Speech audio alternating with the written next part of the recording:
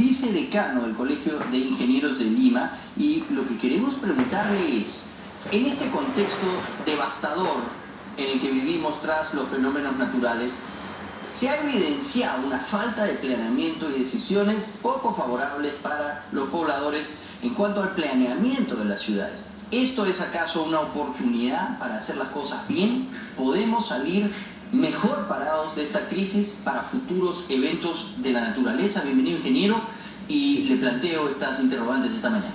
Muchas gracias por la invitación, le agradecemos. Bueno, efectivamente, el diagnóstico general que usted menciona es correcto. Es decir, yendo al fondo del asunto, la falta de planeamiento desde hace muchos años pues es lo que está pasando con la factura, ¿no?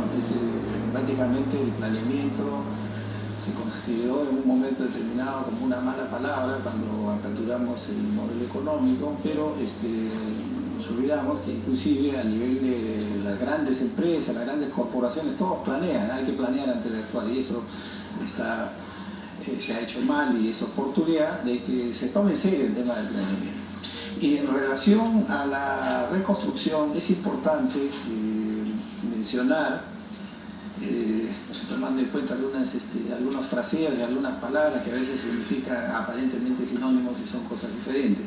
Una cosa es rehabilitación y otra cosa es reconstrucción, ¿no? Porque rehabilitar significa volver a hacer funcional algo que ya está construido, que se han presentado fallas. Ya hemos escuchado que el ministro de Transporte, el ministro del primer ministro habla de rehabilitar como 3.000 kilómetros de carreteras hasta el mes de junio. Se habla de rehabilitar las obras básicas de saneamiento, ¿no?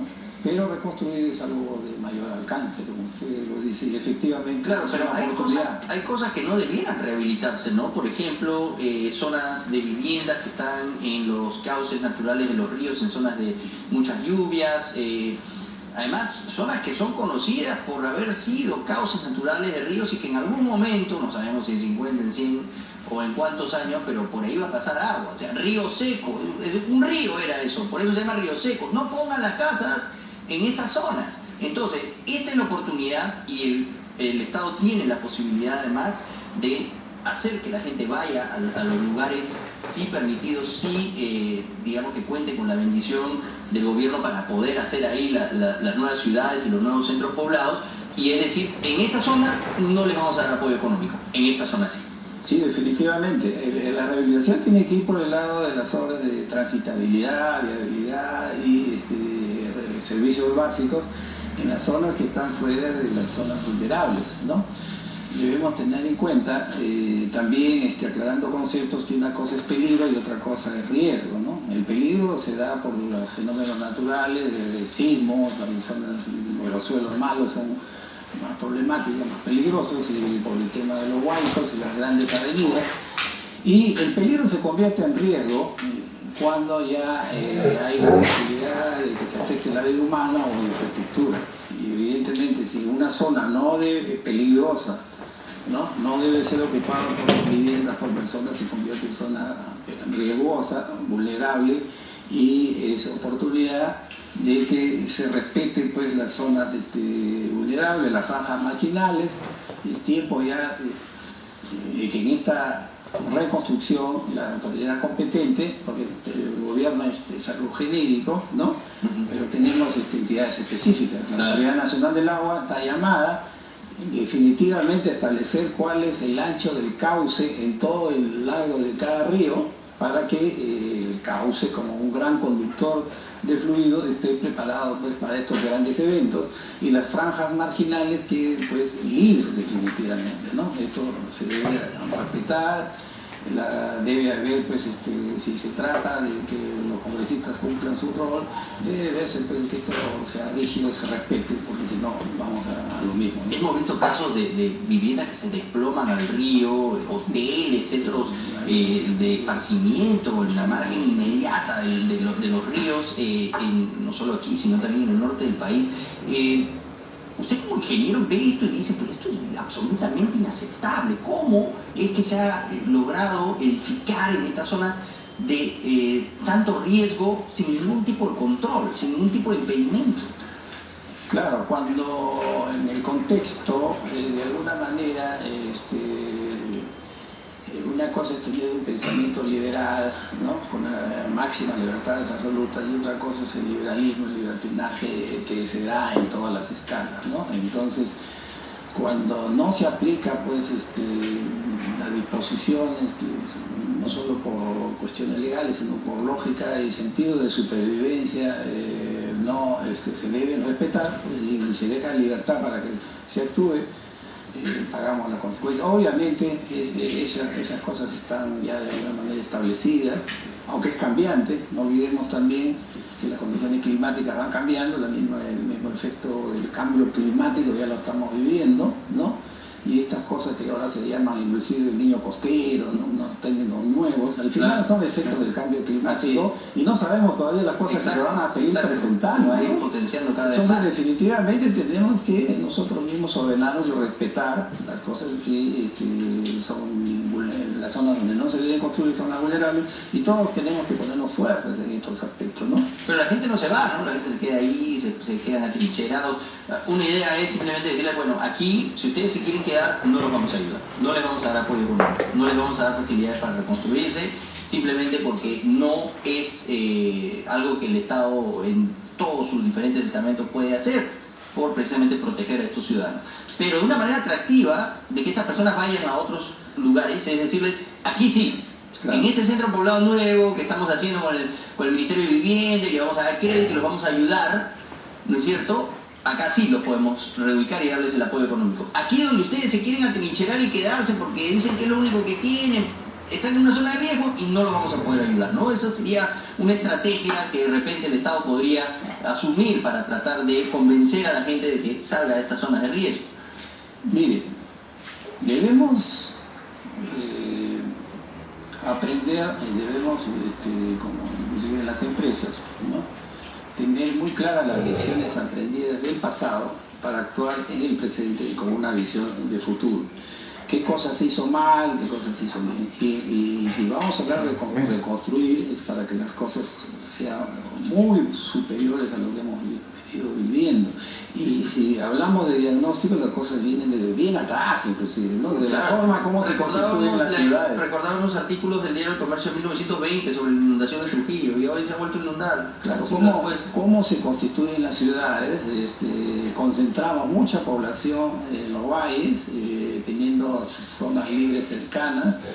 El centralismo, pues, no se ha corregido, mucha gente sigue viniendo a la ciudad capital, y al crecer la población se crean nuevas necesidades de trasvasar aguas de otras cuencas. Y es que las regiones son siempre sinónimo de subdesarrollo. Lamentablemente la regionalización no ha funcionado, no se han puesto en marcha proyectos de infraestructura importantes en las regiones por ineficiencia, por corrupción, por incapacidad de generar proyectos que son necesarios para esa población. Entrando al caso de Lima, entonces pensando ya no solo en rehabilitar, tenemos que mirar posibilidades, ¿no? Tenemos sobre el qué hacer, hay muchas cosas, ¿no?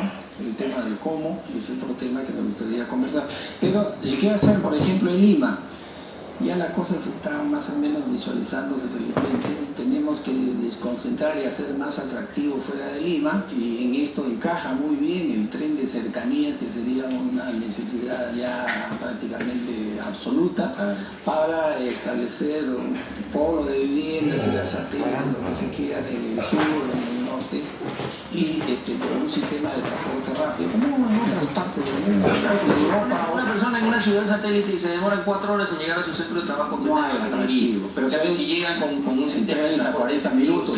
sí, como pasa en Europa, varios países, mucha gente trabaja en las ciudades capitales, pero vive en otro lugar, con todas las comodidades en todas partes de una ciudad moderna. Acá podemos hacerlo. El tema de los puentes, porque hemos visto muchos puentes, sobre todo aquí en Lima, el mal llamado puente de la solidaridad, porque de solidaridad y solidaridad no tenía nada, se cayó, se desplomó. Y bueno, lo que dijo en ese momento el alcalde de Lima, Luis Castañeda Alonso, fue que la naturaleza había, digamos, le había ganado a la ingeniería. ¿Usted comparte este punto de vista?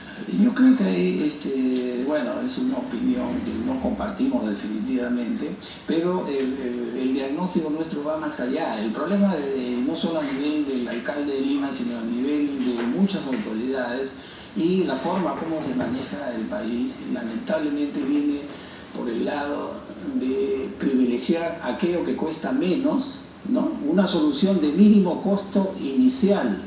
Los ingenieros vamos más por soluciones óptimas donde se combine el costo inicial con el costo operativo de mantenimiento y el costo del riesgo asumido. Si vemos un camino, una carretera que se hace solamente con asfalto, se verá bonito, pero su duración será muy corta. Costará menos, obviamente, que una carretera de concreto, ¿no? Cuesta mucho más, pero dura más. Entonces, así también con estos puentes, ¿no?